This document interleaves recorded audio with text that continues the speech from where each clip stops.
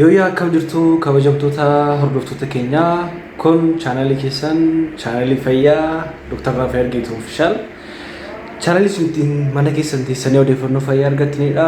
Odeeffannoo fayyaa garaagaraa kanaan duras biraan ga'aa turreerra. Namoonni haaraan gara chaanalii koo dhuftan yoo jiraattan baga nagaan dhuftan isin jedha. Maamila ta'uu yoo feetan kaffaltii tokko malee subscribe godha. Odeeffannoo fayyaa yeroo yerootti biraan geenyu hordofaa isin jechuun barbaada. Sagantaa keenya guyyaa irraatiin wanti nuti waliin ilaallu gaaffii namoota hedduu biraa ka'aa turedha. Waan ta'eef gaaffiiwwan ka'aa turan keessaa inni tokko araada walqunnamtii ofiin of gammachiisuu immoo masturbation kan jennu jechuudha. Fakkeenyaaf dhiirri tokko dhalaa malee ofuma isaatiin seeggaa jedhu afaan namoonni bara ammaa akkasii jedhanii haasa'u. Akkasumas immoo shamarreen tokko fedhii ishee ittiin ofiin of gammachiisuu yookiin immoo walqunnamtii saalaa ofiin of gammachiisuu kan jennu kana miidhaa akkamii qaba kan jedhu suusii kan natti ta'e yookiin immoo araada natti ta'e namoonni gaafatan baay'ee isaanii jiru jechuudha. Mee asirratti qorannoowwan tokko tokkoo fi miidhaa akkamii nurraan ga'uu akka danda'u waliin ilaalla. Rakkoo fayyaa qaama keenya irratti rakkoo fayyaa akkamii geessisuu danda'a kan jedhu kan waliin ilaallu ta'a jechuudha. Akkuma beekamu akka addunyaatti qorannoon gaggeeffame tokko akka agarsiisutti ijoollee umuriin isaanii waggaa 14 hanga 17 jiran keessaa dhiironni parsantiin 73 hubadhaa. Ijoolleen umuriin isaanii waggaa 14 hanga 17 ta'an nama 100 keessaa dhiirri 73 fedhii ofiin of gammachiisuu yookiin immoo masturbation kan hojjetaa jechuudha. Akkuma kana dhiira qofa osoo hin taane shamarran umuriin isaanii waggaa 14 hanga 17 ta'an keessaatii shamarran 48 yookiin parsantiin 48 namoota shamarran 100 keessaa shamarran 48 fedhii ofiin of gammachiisuu yookiin immoo masturbation kana hojjetu jechuudha. Kan nama dhibu namoota umuriidhaan deeman yookiin immoo older adult kan jennu namoota umuriin isaanii 57 hanga 64 gidduu jiranitti qorannoon tokko gaggeeffame gaafatamanii jechuudha. Kanneen keessaa jaarsolii umuriin isaanii waggaa 57 hanga 64 jiran keessaa parsantiin 63 kana jechuun namoota 100 keessaa namni 63 fedhii ofiin of gammachiisuu raawwatu jechuudha. Akkuma kana immoo dubartoonni umuriin isaanii waggaa 57 hanga 64 ta'ee parsantii 100 keessaa parsantii 32 yookiin immoo namoota 100 keessaa namoonni 32 fedhii ofiin of gammachiisuu kana raawwatu jechuudha. Kun immoo dhiibbaa guddaa rakkoowwan garaagaraa fayyaa keenya irraan geessisa.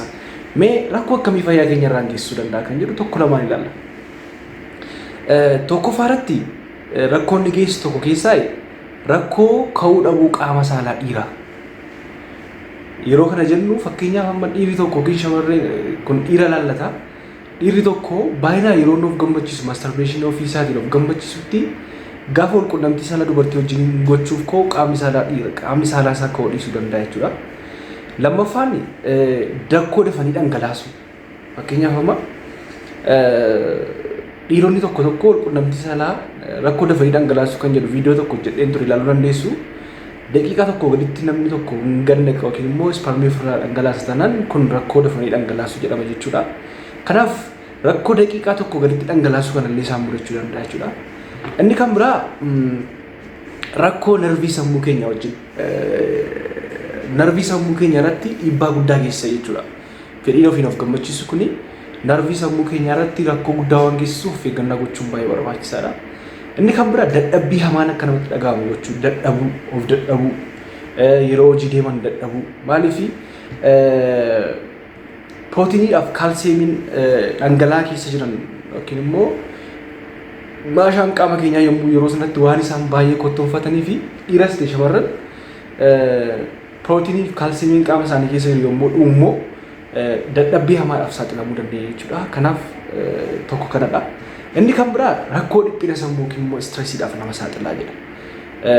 Dhiphina sammuudhaaf stresiidhaaf waan nama saaxiluudhaaf of eeggannoo gochuunis gaariidha. Kan biraan depression yookiin immoo dhiphina hamaa yookiin immoo yaaddoo hamaa akkasumas immoo gaabbii keessa galuu danda'a. Fakkeenyaaf amma dhiirri tokko dubartiin tokko ofiin erga of gammachiiste booda tariitii spiritually karaa xiinsammuunis ta'e karaa hafuuraatiin miirri gaabbii tokko itti dhaga'amuu danda'a jechuudha. Kanaaf rakkoowwan akkasiillee isaan mudachuu danda'a. Inni kan biraa baay'ina ispermii hir'isa. Akkuma beekamu dhiirri tokko yeroo wal qunnamtii saalaa guutuu akkatti ispermii miliyoona 15 ol dhangalaasa jechuudha. Baay'inni ispermii dhala godhachuudhaaf baay'ee murteessaadha jechuudha. Ispermiin baay'inni isaanii yommuu baay'ee xiqqaatutti dhiirri tokko dhala godhachuu hin danda'u jechuudha. Dhala godhachuu dhabuun dhiira qofaaf osoo hin taane shamarran qofaaf osoo hin taane dhiira illee ni mudataa jechuudha. Inni kan biraa yeroo ofii qisaasessuu namatti fida. Yeroo ofii qisaasessuu ta'a dadhabbiirraan kan ka'e fakkeenyaaf amma kan biraa immoo dhiirri tokko yookiin shamarran tokko erga ofiin of gammachiistee booda rakkoo akkamii keessa galuu dandeessi. Yeroo dheeraaf hirriba rafuu of dadhabuu dibbirtii yookiin immoo depression kan jennu kun namatti dhaga'amuu fa'aa kun isaan mudachuu waan danda'uu fi yeroo ofiillee qisaasessuu danda'a jechuudha. Inni kan biraa rakkoo yaadachuu dhabu rakkina irraanfannaa yookiin immoo forgetfulness kan jennu jechuudha. Akkuma isin jedhee wiirtuu narvii sammuu keenya irratti miidhaa geessisuu danda'a.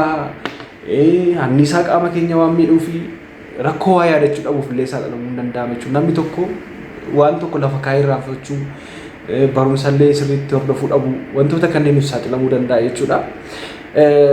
Inni kan biraa egaa biraa yoo ilaalle araadallee suusii namoota itti taphaatinaan baay'ee namoonni sababa kanaaf mana yaalaa ciisan baay'een isaanii jiru.